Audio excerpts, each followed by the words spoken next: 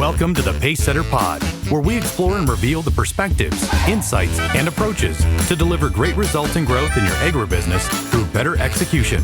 Here's your host, the Integration Pacesetter, Joe Mosier. Welcome, Pacesetters of Agribusiness, to another episode of the Pacesetter Pod. I'm so happy you're with us today. U.S. soybean exports to China have been a wild success story since they began just 30 years ago, just in 1995. But with that growth in trade has come some unexpected or perhaps unhealthy byproducts. Things like supplier concentration risk for China and a lack of demand market diversification in the U.S. as our two countries traded more and more market share with each other. Now, this concentration risk, this lack of diversification, we saw some correction and some de-risking in this following the trade tensions between the United States and China back in 2018 during the first Trump presidency.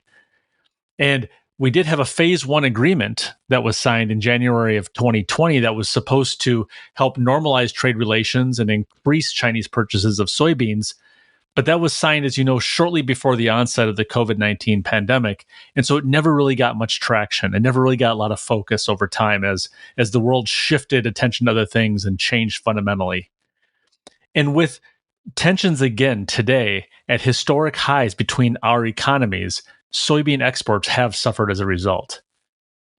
But what's important to know is that this type of disruption on both the supply and demand side are not entirely new.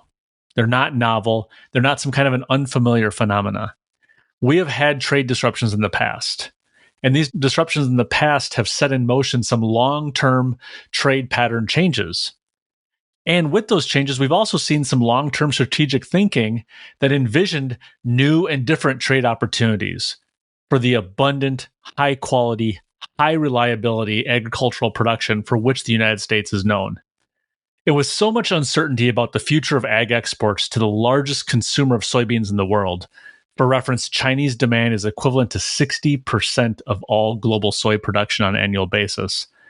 I thought it would be interesting, at least for me, and I suspect for you, be interesting and helpful to pan back and widen the aperture and look at not just the soybean export market today, or not even just its recent past, but looking over the course of history all the way back to its inception. Global demand for U.S. agricultural production and all the related products is a key demand signal for you all that operate across the domestic ag supply chain. And while you may not be a trader who's selling containers or vessels of beans into China, Japan, Korea, or any other major demand markets around the world, all the signals, all those export and global demand signals that those traders are reacting to, they ripple throughout our supply chain. And they drive the decisions that result in the crop that your farmers produce in your trade area. And ultimately the harvest that you're going to handle or process or refine in the work that you all do. And so in the context of so much uncertainty, the need to look back, the need to look with a wider aperture, today, I am thrilled to share a conversation that I recently had with Jim Sutter, Chief Executive Officer of the U.S. Soybean Export Council, or USSEC, as it's more commonly known. If you don't know USSEC, today's episode is going to help out with that. But in brief, USSEC focuses on differentiating, elevating preference, and attaining market access for the use of U.S. soy for human consumption, for aquaculture, and livestock feed in more than 80 countries around the world. And membership in USSEC represents the soy supply chain, including not just U.S. soy farmers, but processors, commodity shippers, merchandisers, agribusinesses, and a variety of other agricultural organizations.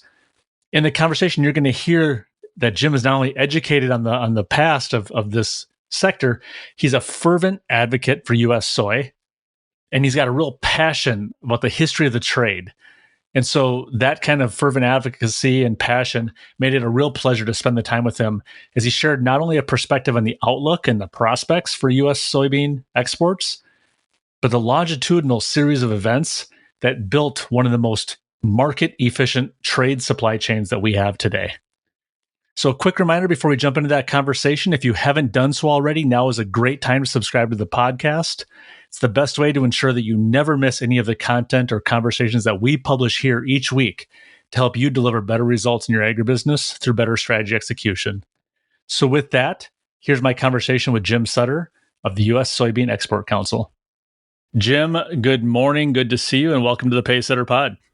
Thank you very much, Joe. Great to see you. I'm happy to be here. Yeah, we've been talking about this for the last couple of months, and with the news and the emerging trade situations and negotiations and travel schedules, it's exciting that the day is finally here. And so let's jump right in. Jim, can you talk to us and our listeners about the U.S. Soybean Export Council and specifically, what is the role of the USSEC? How do you support not just the farm, but the agribusiness sector and the grain aggregators, and the folks that get ag production, particularly soybeans, to market? And what might fail to get done were it not for the Soybean Export Council? Okay. Well, that's a lot that you gave me a lot to talk about there. I love to talk about this. So the U.S. Soybean Export Council, or USSEC for short, was formed 20 years ago. And it was formed by the United Soybean Board and the American Soybean Association. Those are our two founding members. And prior to that, the ASAIM, or American Soybean Association International Marketing, was covering the international markets. So don't think that these soy associations only started caring about international markets 20 years ago. Nothing could be further from the truth. The first U.S. soy office was opened in Japan in 1956. So what is that, 69 years ago? So a long time ago, there was already thought about international markets. Fast forward, 20 years ago, this organization was created to focus solely on international marketing. ASA is the policy arm for the soy family. The United Soybean Board, or USB, is the group that manages the checkoff. We're still very involved with them. They have designated spots on our board of directors, 4 members of our board from each of those, and our chair and vice chair always come from those organizations. So farmers are at the heart of what we do, representing farmers. But as you said, we also represent industry because we have industry members. And we have about 120 members. We have 2 classes, exporter class, so you can figure out what that is, and then allied class, which would be non-export companies, but that are involved in the export supply chain of soy or support the soy industry. So seed companies, railroads, survey companies, Farm Bureau, state soybean associations or state soybean boards, the QSSBs. So we have this broad group that we represent. Our soy farmers through ASA and USB, and the industry through our allied and exporter class members. And we represent exporters from small to large. I like to say from A to Z, from ADM or AGP, both big companies, to Zealand Family Soy, a smaller company, but it gives you the idea that we export the full range. And what do? So this year, our efforts around the world will touch about 90 countries, and we go there with 3 specific strategic objectives in mind. We want to make sure that we have market access for U.S. soy. So attaining market access, meaning that there are no trade barriers, no phytosanitary issues, no other issues that we need. And fortunately, generally, U.S. soy enjoys pretty good access. But that's not to say our team that works on market access isn't busy. They're always trying to deal with something. So there are these market access issues. But then once we have that, then we're trying to differentiate U.S. soy. How is U.S. soy produced in our great country here, produced by our great U.S. soy farmers, produced in 29 states in the U.S.? How is it different from soy produced in other countries? Brazil and Argentina especially, but some other countries too. So we differentiate, and then we focus on elevating a preference. So once people understand the differences, how do we make sure that we have a product that they want to buy? So how do we elevate that preference? And so those are the 3 strategic goals that our team wakes up thinking about every morning. That's what we're really focused on. And we do that with, we have boots on the ground people in many of these countries. We have people that have been with us long term. We have people 20, 25 years working, representing U.S. soy around the world. And we just really are fortunate because we have great relations with the key import markets around the world. I think you asked the question, if we didn't do this, if USSEC wasn't there, if we weren't waking up on the ground in the morning, what would be the difference? I think there's a couple things. If there's a market access problem, if we wake up tomorrow morning or in the middle of the night, as it often happens because it's on the other side of the world, and Indonesia, for example, has changed something in their import regulations, we'll wake up tomorrow morning and the exporters from the United States that work with Indonesia, they'll be on the phone. They'll be sending us emails. Hey, can you help us? We have this issue. What do you think? What are you hearing? Because we have people on the ground in that country. So we are kind of a first stop if there's a market access problem. We're a first stop that they can come and talk to. And then we work with the Foreign Agricultural Service, perhaps some governmental folks that we know in those countries, industry members in those countries, try and resolve whatever market access issues may have popped up. So that's one key thing that would be different if we weren't here. There wouldn't be that point of contact and then the person to really take charge of that. And secondly, the work that we do to differentiate U.S. soy, companies would try and do that.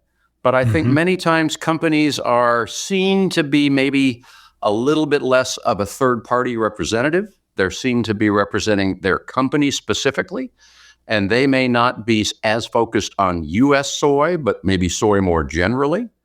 We are solely focused on U.S. soy and differentiating it for the benefit of the farmer and the whole supply chain that we represent. So I think that nobody else would do that if we weren't doing it. We're the only ones. We're out there talking about the advantages that U.S. soy has with its quality differences, its sustainability differences, and then the reliability of our export supply chain. Those three are really we dig very deep into those three key differences and advantages that U.S. soy has. So I think nobody else would be doing that if USSEC wasn't doing it. So I'll stop there and let you go on to another question. Thank you. No, I think thank you for that.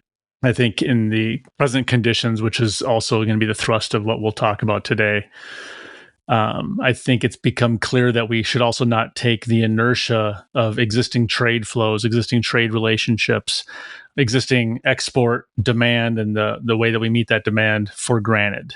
Right? These are not perpetual motion machines that once they've set their course, they just go on indefinitely. It does require someone at the wheel, and there's going to be disruptions and disturbances. We are going to talk about the current status, current conditions under which soy is being impacted by the broader trade tensions, trade negotiations, trade war, depending on how individuals want to characterize what's happening. But before we just jump into where we're at right now, one of the things that I find really interesting is that everything, when we're experiencing it in the moment, tends to feel novel and new. And maybe you couldn't have foreseen it coming. And maybe you don't know what lessons there are to the past to look to understand, has this ever happened before? Why is it happening now? And what I've not seen enough of when it comes to the trade tensions around particularly soybeans exported to China, let's just dig in on that for a second. I think we do ourselves a disservice when we don't look too far back into the past and understand the historical perspective and context that actually not just created the system that we have, but can also be illustrative for what lessons might be learned. I know that you're a student of history, and particularly of soybean export history, Jim. These systems aren't built overnight. They're not strangers to this disruption. So maybe take us back, reflect back over the last, 4, 5, 6 decades or so. What sort of disruptions have we experienced and seen before? And how have those contributed to sort of where we're maybe the conditions we were in prior to the most recent news events, let's say, before we get into that specifically? Yeah, I think it is very important to look back at that, Joe. As you said, I think history can be a great kind of guide for what may happen in the future or what should we be thinking about in the future. And if I take a step back and I say, well, first off, why would a country import soybeans? Or why would they import meal or oil? First off, those things are really important. And soy is unique in that it has seen more global growth in the last, say, 50 years than any other commodity, really, of the big commodities. Soybean demand globally since 1990 is up 300%. Corn's up 165%, and wheat's up by about 60%. And you may say, well, why? What's different about soy? Well, think about it. Soy provides protein and oil. And as people improve their diets, as people improve their economic situation, one of the first things they want to do is improve their diet. And that may mean eating more meat and probably using more cooking oil. So just at a very basic level, one of the reasons that a country would start to increase more soy, import more soy, increase their utilization of it, is because they're going to be raising more chicken, raising more pork, raising more other animals, maybe fish that also use soy meal. And they'll be using this cooking oil, as I said. And if they have a crushing industry, they'll import the beans and they'll crush them. And if they don't need both the meal and the oil, maybe they'll only import the meal or the oil. But that's kind of why it happens. So go back. I mentioned in 1956, the U.S. Soy opened their first office in Japan. ASAIM opened that office, 1956. And U.S. was starting to grow more soybeans. The global imports were starting to grow. And soybeans were something that were important, both domestically, because they were feeding our livestock industry and our oil industry, as well as the world. Well, in 1973, and I wasn't paying attention to this in 1973, I was alive and I was kicking around, but I wasn't studying the global markets at that point in time. But in 1973, President Nixon put an embargo on the export of soybeans because there was a very short supply. We'd had a poor crop in the U.S., prices were running up, and he thought, well, I'll just make sure we have plenty at home, so I'm going to limit our ability to supply the world. Well, Japan, in particular, was severely impacted by this because they were very reliant upon the U.S. They're not able to grow. They import, still today, they import over 80% of the food that they consume in Japan. So they're very reliant on international markets. And they were really reliant on the U.S. almost solely to be a supplier of soybeans to them, which are quite important for many reasons. As I mentioned, feeding livestock, oil, etc. Also foodstuffs there, the tofu and things. When we put this embargo in place, it put them in a world of hurt. The embargo didn't last that long. Fortunately, we had another year come along, we grew a better crop, we got back to exporting again. But the Japanese didn't forget. They said, we have to find a better way. They started going to Brazil, they started investing in Brazil, and that was really what kicked off the growth of the Brazilian and then the Argentinian and the rest of the South American countries' soybean production and soybean export businesses. So, and I think the point that we're trying to make here, Joe, I think an important one for people to think about is these disruptions to exports. And I think we could go back to 2018-19 when we had the trade war between the United States and China, which impacted our ability to supply to China. Now, it was really they didn't want to buy from us because they were trying to retaliate, but it was similarly, they had been quite dependent on the U.S. Their industries had been dependent on the U.S. And all of a sudden, because of something not related to our ability to produce or not related to their livestock industry or their crushing industry, but some big high-level political issue, they raised the point of, we got to diversify.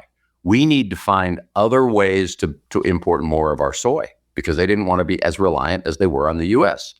So they also went to Brazil. Now, by this time, Brazil had grown as an exporter. But in the last 5 years, since that time, 5-6 years, they have really had the opportunity to grow more because of big investment from China, investing dollars in their infrastructure, investing dollars in their export elevator capacity, and giving them a lot of demand. So farmers there have reacted by putting more acres into production. So that was another example of how something, kind of a trade interruption, cutting off somebody's ability to access to the market, really had what I will consider from a U.S. perspective, kind of a negative impact on us. Because in both cases, it's given a boost to our number one competitor. Looking at 2018, and maybe I think it's also helpful if we do a recent history recap. And so I don't want to jump past everything you just said, because I think it's interesting that we can look to the birth of the Brazilian, South American export opportunity, the ag export opportunity. We could look to East Asia and probably be looking at the wrong country right now. You know, if folks are looking at China as being the reason that this is becoming the secondary source or an alternative preferred source, it's actually not China, it's Japan. But then actually it's even looking in the mirror. Maybe, it's a fielding error. an own goal in many ways. But if let's look at 2018. Walk us through the phase one, phase two. These were sort of an attempt to return to normalization, to get some wins for the U.S. export community, part of a larger strategy of the first Trump administration.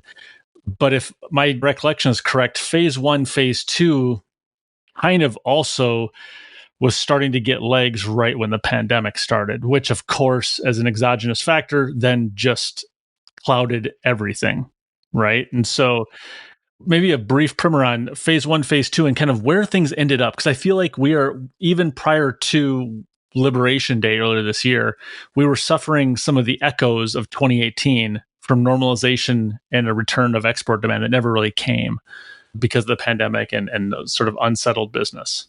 You're exactly right, Joe. And let me give just a little more history because I think it helps give the context. Please. So 1995, China made their first soy import. So they've only been imported. This is 2025 now. So only for 30 years has China been an importer. Incidentally, U.S. Soy opened our first office in China in 1982. And again, I wasn't involved in this organization at that point in time, but I was told, if I go back and look at the history books, that the two biggest export destinations then were Japan and the EU. And so they were looking for opportunities to diversify away from those two big markets. And they said, hey, look at China. All those people, they're not consuming much today. I bet that could grow into something. So my kudos to the farmers who made those decisions back at that point in time, because that was really correct. Because 1995, so 82 through 95, U.S. soy industry, probably companies as well, were doing work in China. China was kind of opening up to the world, and they were starting to consume more pork, starting to consume more poultry, starting to consume more cooking oil. They outgrew their capacity to supply their own market with soybeans. They're still the number 4 producer of soybeans in the world. They produce about 20 million tons every year in China. At that time, they were only producing 10.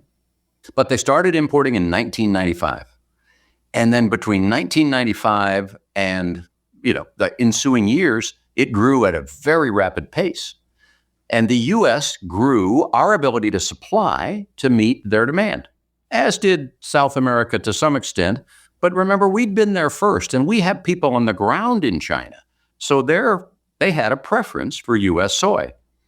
So 2015, 2016, 2017, China was our big market. We were shipping 50 to 60% of our U.S. soy exports were going to China at that point in time.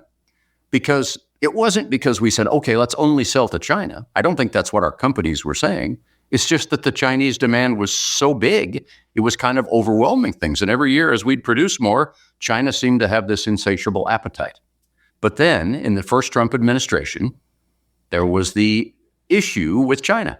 And it was over many things. It really had nothing to do with soybeans, but it had many things. It was a very high level kind of political issue discussion, but the countries got upset with one another. And the Chinese, they're very clever people. They're smart. They think a lot. And they said, well, we could retaliate against U.S. farmers because they know that farmers are important politically. And so they retaliated and they said, we're going to put a big import duty on soybeans. And even though that had the impact of hurting them, it made them pay more for soybeans, they thought the political value of trying to win something, I guess, against the U.S. would be worth it. So if you recall, we were probably in a year and a half time frame where where our negotiators were working with the Chinese negotiators, trying to come up with some sort of an agreement.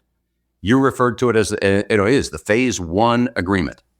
That agreement was signed on January 15th, 2020. You may recall President Trump and President Xi, who were both in office at that time, are in office again today, both hailed it as a great success. And that agreement spelled out many sort of regulatory issues they were going to work to resolve, but also many other sort of commitments that China was going to make in terms of purchasing things from the U.S. A lot of different agricultural commodities. Top of that list was soy, as well as some other energy products and other things. And China, the agreement was signed, as I said, Jan 15, 2020. It was starting to be implemented. And then COVID hit. As you said, I think it was about March 15th, 2020 is kind of when I remember that everything really started shutting down and, the world changed. So some focus on the phase one agreement was lost then. China did continue to import. And actually, the grain trade, farmers and the grain trade continued to function very well throughout the pandemic. Thank goodness, feeding the world. But the phase one focus was really kind of lost. And then, in our natural course of things, the Trump administration gave way to became the Biden administration. And as often happens, when administrations change, focus on prior administration's work is really lost. So then the phase one agreement was sort of forgotten. We went back to being a supplier to China, but we never regained the size of the market we'd had before. And some people, you hear people, market analysts look at that and say, oh my gosh, we're still at a smaller point than we used to be with China. I look at that and I say, that's not all bad. Yes, we want to have some share of the China market because we didn't like it at all when we didn't have any, but we don't want to be as big as we used to be with China. And I am so happy to see that today we're more like 35% of our exports go to China in a normal year versus 55%. So we're much less dependent on only China. We have a much more diverse set of customers around the world, which is, I think, a safer position for our U.S. farmers and our U.S. ag industry to be in. So that's a positive thing that's come out of the agreement. But here we are, we sort of find ourselves back again. It's sort of deja vu. We're in another trade war with China. And this one, the Liberation Day tariffs that were announced on many, many countries, including China. And we really, when people say, oh, the tariffs affecting you badly, I say, well, it's really a tale of two cities, if you will. The China situation is not good because we still have this situation. Thank goodness, tariffs, they're still talking, but there is no resolution yet. So we're still not shipping to China. But in terms of the other countries, in many cases, as they've looked at how can we improve our balance of trade situation in terms of how do they buy more from the U.S., U.S. soy is high on that list. They're going to be buying more U.S. soy. So I think in many cases, as the details get written down and put into motion, I think we'll see the U.S. benefiting, U.S. soy industry benefiting in many countries. China, we still need to see that one get figured out. And the question becomes, well, what if we never ship another soybean to China? What if that happens? I will tell you, China has grown in those 30 years of being an importer to over 60% of the global trade in soy. 6-0.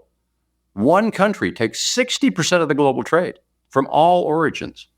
So if we don't have some participation in that market, that will not be good for our farmers. Even if we have very strong markets in every other destination, we just need some participation in the Chinese market, especially in the fall when our harvest takes place. It's very handy to have a strong pull off the Pacific Northwest and out of the mouth of the Mississippi River, heading to China to supply some of their needs. So that's kind of a little history lesson talking about the importance of China and other countries as well.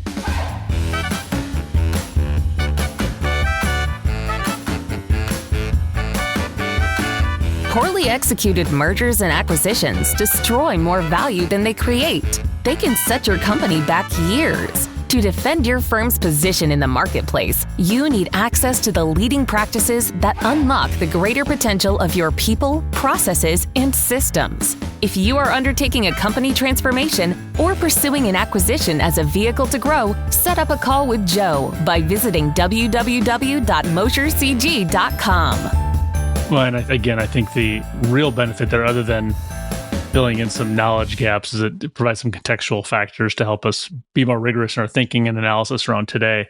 One of the things that's interesting, Jim, that you kind of highlighted there in a couple of different ways was we went to start building alternative markets around the world to, in effect, de-risk the export program for U.S. soy, right? Moving away from slow growth EU, from slower growth Japan, looking at China as a long-term play, setting up an office there 13, 14 years before the first bean ever was carried off a boat.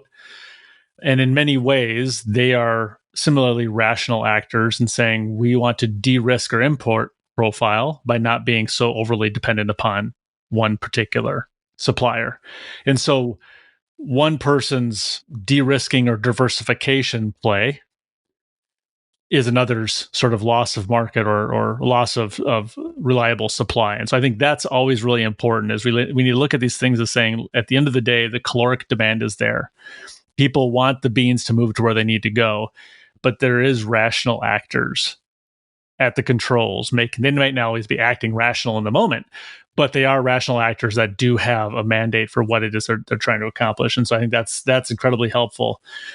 The question I was going to ask, I think you answered it though along the way, was in that interim period since the pandemic, since the loss of focus on phase one, as you put it, and as we never recovered our export market fully to China, my question was going to be, was that at all due to stagnant or slow or no growth in Chinese demand during that period? Meaning they were conveniently able to not bring us back in, but in fact, they kept imports flat. But if I'm hearing you correctly, their imports continued to grow, and our share loss was in fact lost to another supplier. It wasn't just that it no longer existed. That's correct, Joe. China has continued to grow their demand every year, and we've lost share. Now, we haven't had a burdensome carryout in the last few years because even though we've lost share to China, we've grown exports to other destinations, especially in the marketing year that we are just about to finish right now. We have exports to non-China destinations up about 30%, exports to China down 6%, and overall exports up 14%, if I talk about beans, meal, and oil combined. And just let me comment for a second about China and their demand, because it's fairly common to hear people say, oh, China, their population is going to start to decline and they're kind of done as a big importer and that sort of thing. We had a study done recently by Virginia Tech University, Dr. Jason Grant and his agriculture economics department there. And we asked them to take a look at the main importing countries around the world and tell us what they think imports will be in 10 years and 20 years, and where will be the big growth markets and where are not such much growth markets, that sort of thing. Well, when we got the results of that study back, I was honestly surprised, because the number one growth market they identified was China. And I called them up and I said, are you sure? Did something get entered wrong? Did you do this analysis correctly? And they did. They've checked, and these are very studious econometric type analysts. And they said, no, China they're still going to have a big population, even though it's not going to be growing, and it's going to be declining slightly. There's still a ton of people there. They are big meat eaters, and there's a lot of people that are going to be migrating still from the countryside to the urban locations. And as that happens, people want to consume more meat and more cooking oil. And that's why there will be growth in soy. So that's their projection. Now, there are plenty of other countries with growth as well, Southeast Asia, because some of that same thing is happening. People are moving to the cities. They don't grow their own food. They buy food. They consume more meat as they have better economic situations. But I found that really interesting. And I like to point it out to people because they say, well, China's going to be kind of go away. Not for the next 10 or 20 years. They're going to continue to be the largest consumer in the world. Now, other countries are going to be growing, and we're focused on those other countries, but China's not going away, at least according to this analysis, which I've studied quite a bit, and it seems to make sense to me. We eventually do want to move off of China specifically and think about the U.S. export complex and opportunities more broadly. But before we do that, a couple more questions I have. So, this is a unique episode, Jim, in that we typically don't timestamp our episodes because there's a delay from when we record to when we publish, of course. But, we're recording this in mid-August. It's probably going to come out after Labor Day. And so, we're not going to, Jim said he's not going to make any calls on what the market's going to do tomorrow or Monday rather. But, just a few days ago, President Trump signed an executive order that actually extended sort of the 90-day tariff truce with China. And so as we look at things today, what's the current status related to beans? I think you said we've had a 39% year over year loss on Chinese exports. Maybe I misheard We're that. down 6% year to date this year versus last year to China. And we're up over 30% to non-China destinations. Okay. So we're down a bit. Yep. There's still an ongoing effort to reach some agreements to de-escalate. Where are things at as of August 15th here, early afternoon Eastern time, in terms of the status of the negotiations, what you're seeing for beans, and particularly, it's foolhardy to look just at the first half of a calendar year, because that's an opportune time for China to be buying out of the southern hemisphere. But as we go into this fall here, what are you looking at? What are you expecting to see? Yeah. So I expect strong demand, a strong global demand for soy, including China, but I don't necessarily see, that's sort of talking on a global level. In terms of U.S. exports, there's a lot of talk. People hear this, and I'm sure they'll still be hearing it when this is broadcast, that our U.S. new crop, so starting really from September forward, sales book is lower than it has been in previous years. I think that's the case. I think a lot of buyers around the world are waiting, but I think with prices relatively low, with economic conditions around the world improving, I expect very strong demand generally, and I think that'll translate into really good demand for all destinations except China from the U.S. starting. It's happening now. Our exports last week were good, and I think they'll just continue to be good.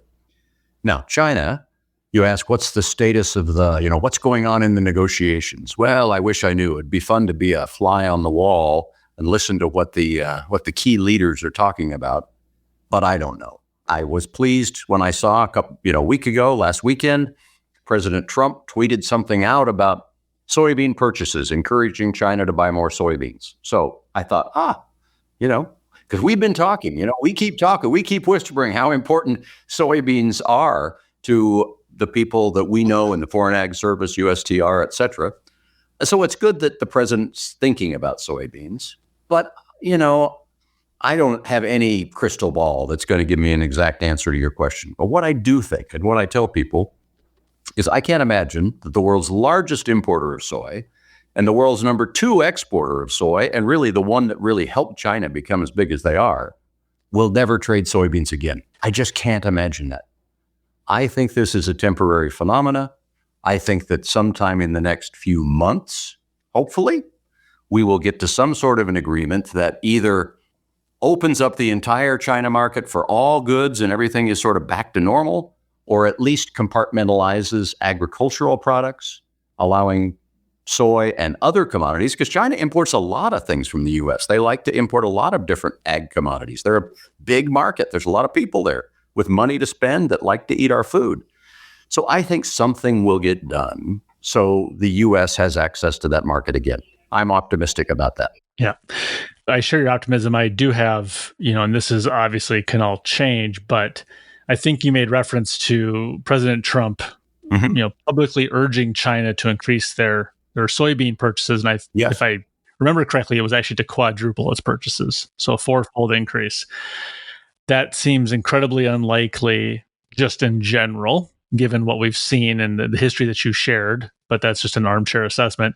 But I also wonder how problematic, this 90-day extension of the truce, which is a positive signal, still leaves a lot of ambiguity that would land in early November. That 90-day truce would expire in early November, and if a deal's not there, that's not a great time for continued uncertainty, given the crop cycle and forward purchases into January, February, March, et cetera, when typically is a big time for moving beans to East Asia. Joe, I fully agree with what you said, and it is one of the key things that I worry about, because I think I think the industry, I think our team has done a great job kind of creating and helping to differentiate, elevate a preference, make sure we have market access in markets around the world. And I think we're going to see real strong demand in all those destinations. But without China, because they're so big, it's problematic for our market. So we do need to see something being resolved for China. Unfortunately, I don't have an exact answer for when that's going to be. Yeah. I know that that our officials that are working on this are hearing from us, are hearing from others in the industry how important the timing is. I had the opportunity to be in China about 3 weeks ago, had the opportunity to meet with Foreign Agricultural Service, even the ambassador, and had a farmer from Iowa with me. And that farmer very eloquently talked about how it's so important that there be strong bids for beans in the Mississippi River that are, when the beans are harvested. And China is an important part of that. Mm-hmm. So I think they've gotten the message. I know that, these negotiators have a lot on their plate. They've got a lot of things to be thinking about. Of course, I think soybeans should be number one on their list, but they've got a lot of things they're trying to balance. Yeah. So all we can do is keep reminding them, keep making sure that demand is as strong as possible in other countries. And we've seen such great growth in so many other countries. That's exciting, but we still need a little bit of demand from China too. Yeah, and I think my point bringing that up was not necessarily to ask you to look in the crystal ball or to vilify the decision of the timing of the truce expiration. It's very easy for us to do a lot of navel gazing here and assume that every decision is made somehow around ag. There's probably some industries that benefit greatly from that timing, right? That's the ideal time to have ambiguity in an off season, and for us, it just simply seems to be at a challenging moment given the agricultural production cycle for North America, but. I agree that there's still opportunity here, and obviously we got a lot of people working on it. Now let's, using this as the backdrop of the situation that we're in now, thinking about the echoes of 1973 and then the Nixon embargo due to a short crop, what that did to highlight some risk exposures that Japan had for its poor foodstuffs and feeding its population, how that gave birth to the Latin American production system that now is becoming an alternative or a secondary source of supply from the U.S., how that rolls through into the 80s, the 90s, and of course into, call it last 7-8 years. In preparation for our conversation, I did something I don't often do, but I asked a couple other folks that I really respect as folks that do a lot of thinking about ag, about policy, about agribusiness, about the success of the industry. And I said, okay, look, I'm sitting down with Jim here in a couple of weeks. What are some of the questions that I should be asking him? And so I want to throw a couple here at you that are versions of what they shared with me and also questions that I wanted to ask you. Let's assume that we get a normalization of trade, not just with China, but with all of our other major import or export markets that, important and impactful to ag and to soy specifically. What are your comments or observations around how we would reassert our actual trade partnership so we can get normalization of tariffs and conditions and agreements, et cetera? But is there risk of scar tissue that sets things in motions that we can't undo simply because folks have been scared of that what happened? Or do you believe that good productive trade agreements, productive trade partnerships, good trade experiences together will help that heal, and we can work through these over, I don't know what the time frame is, 5, 10, 15 years, but what are your thoughts around reasserting healthy, productive, trusting trade relationships? Yeah, that's a great question. And somebody was thinking a lot when they asked that, and we've been thinking about that. I mean, I think that's another thing that our organization can do to try and be there as that sort of buffer to remind people in all of these other markets how the U.S. soybean farmer and Foreign Agricultural Service and our industries have invested in their markets, how we've sent people to training courses. We've taken training to them. We've helped them improve their businesses. And we've been a long-term partner. We're not here for the short term. We're long-term partners trying to help their industries. And yes, there was some issue here with tariffs and with some trade upset. But think about the long term and think about what we have been there to do in many, many years through many situations. So I think that's what we have to kind of rely upon. The fact that there have been, tariffs placed on some of these countries. Some people I think they'll have long memories. They may say, I don't like that. I've told them they shouldn't be surprised. That's what President Trump ran on when he was elected. This is something he's been saying he was going to do. He was going to try and fix this trade balance between the U.S. and other countries. And so that's just something that at a high level is happening. But the U.S. soy industry has been there for a long time to be a really good partner with these people, and we will continue to be. I believe our farmers are going to continue to invest as they do. We get roughly 2/3 of our funding from checkoff, farmers' own money that they are putting into our programs, and then the balance from the Foreign Agricultural Service and some from industry. But I think all of those partners are going to continue to invest because we know that 97% of the population lives outside the U.S. We can only consume so much here locally. Our farmers are more productive than what we need, so we need to have these markets. So we need to try and heal, improve, maintain these relationships. Fantastic. So the next question is kind of a version of that first one, but it's actually taking the counter position. So one of the conversations I had, a gentleman I was speaking with said, we talk so much about protecting our brand and the value of that brand of being a trusted trade partner, but a trusted supplier of agricultural products. That we don't want to do anything that would damage, tarnish, or forfeit our brand as a trusted supplier. But this individual also said, might that not be risk inflation? Climate change and changing climate patterns are going to impact the productive capabilities of different parts of the world. We continue to have some of the best soil, some of the best infrastructure, some of the best technology, some of the best efficiency on a per acre basis. At the end of the day, does it even matter what your brand is if you're able to provide, the most reliable, abundant supply of high quality beans in the world? And so, as representative of the U.S. soybean export, that might be a not a standard question, but what sort of validity or would you challenge that assessment that maybe it ultimately doesn't make a difference if we simply can outsupply, if not everybody, then nearly everybody around the world, and we have the infrastructure and the ability to do it? Yeah, I mean, if I understand the question correctly, it's really talking, and it's almost more of a statement as I think about it, at least how I'm interpreting it. It is the advantage the U.S. has. It is all those things that you talked about. It is our ability to use our big agriculture footprint in this country to be able to grow a high quality, sustainably produced product and reliably get it to the marketplace. And do we need to make that a U.S. soy brand? I mean, I think that helps because we have U.S. soy representatives. I think that people, when we've got a large group of trade people from around the world coming for a big event in the U.S. Late in August, and they will have the opportunity to meet a lot of U.S. farmers, to see a lot of U.S. farms. And we believe that really helps us elevate that preference because I think, people do business with people. And when they meet farmers in Iowa or farmers in Missouri or farmers in whatever state, whatever great state where they're from, I think that just helps build that connection. So do we need the brand? I don't know. I think it helps. I think also the companies that we have great companies and they have these relationships.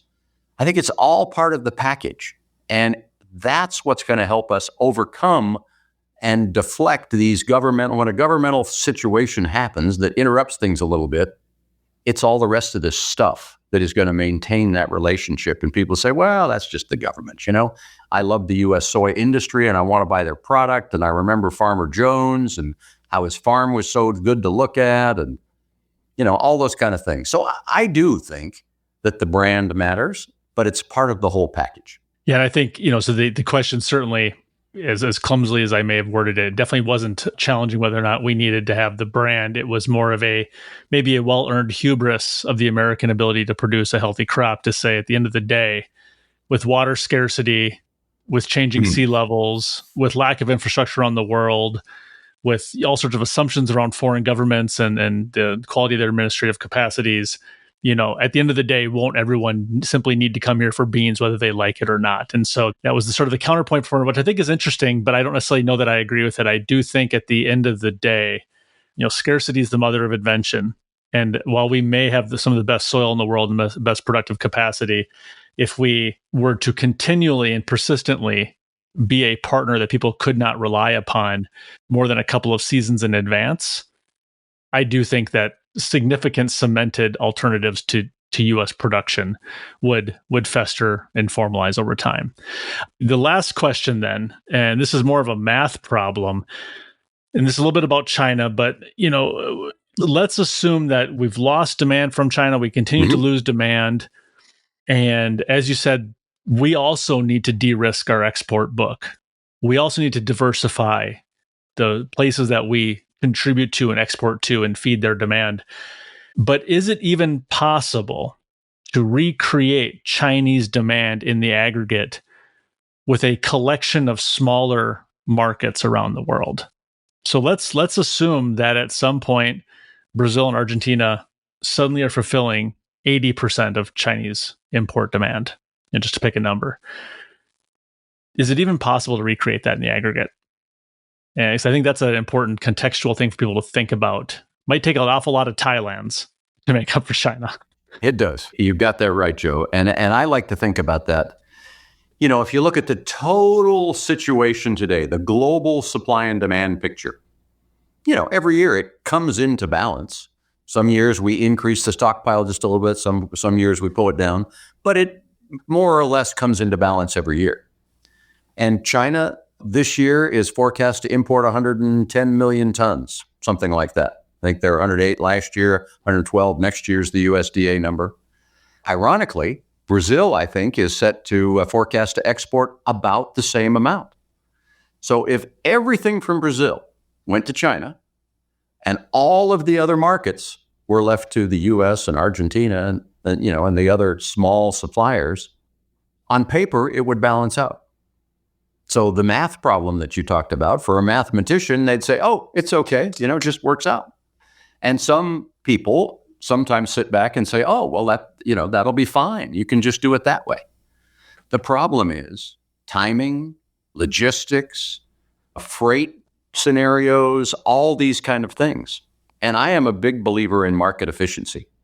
And I think the market does what's most efficient. When it's allowed to. When the market is open and free, it'll do what's cheapest. There are a lot of smart people working in the trade in many places that'll make sure that that's happening. So if we put a blockade and say no U.S. soybeans can go to China, they all have to come from Brazil, that'll mean that there's going to be a lot of uneconomic things or unusual transportation patterns, timing situations that will happen. So it could happen, Joe. I think on paper it could. We'd be doing 100% of the European demand, 100% of the Japanese demand. You just go down the list. We'd be fulfilling it all. And it could work, but I think at the end of the day, we would find that the Chinese are paying more to get their supplies out of Brazil, and the U.S. is selling at a lower price to be able to supply all these other destinations. That's sort of what we saw in Trade War I. That's what we saw when we had to be supplying a lot of other destinations, and they had to be paying up to buy from Brazil. Starting to happen a little bit today. So on paper, it could happen, but it's not efficient. And it ends up costing our U.S. soy farmers money because the price that they realize is lower than it would be otherwise if we allowed the market to efficiently work and allocate resources in the smoothest way possible. I hope that answers your question. It does. I think it comes back to the idea of rational actors. I mean, you may, in the near term, take a strategy where you perceive or actually have some leverage whereby you say, we're going to self-induce a little bit of pain in order to inflict a lot of pain somewhere else. But over time, that market efficiency as a counterbalance is going to make that pain feel more and more acute and more unnecessary, and likely things do equalize. But I think it's an interesting proposition to just think about, if we were to lose that demand, just the logistical implications of modes of transport, size of vessels, the readiness of ports, just how you would actually redistribute, reallocate, and reassign trade flows around the world. Everybody loses. And so I do hope at the end of the day, the system we built had some intention, but it was also in response to true demand signals and market efficiency signals. And so I do hope that we can recreate something of the nature going forward. Jim, I know we're right up at time today. I think this conversation is really important. I wanted to have you on because our listeners are the grain elevator operators, the grain aggregators, the terminals, the feed mills, the co-ops, the folks that are transacting with the farmers.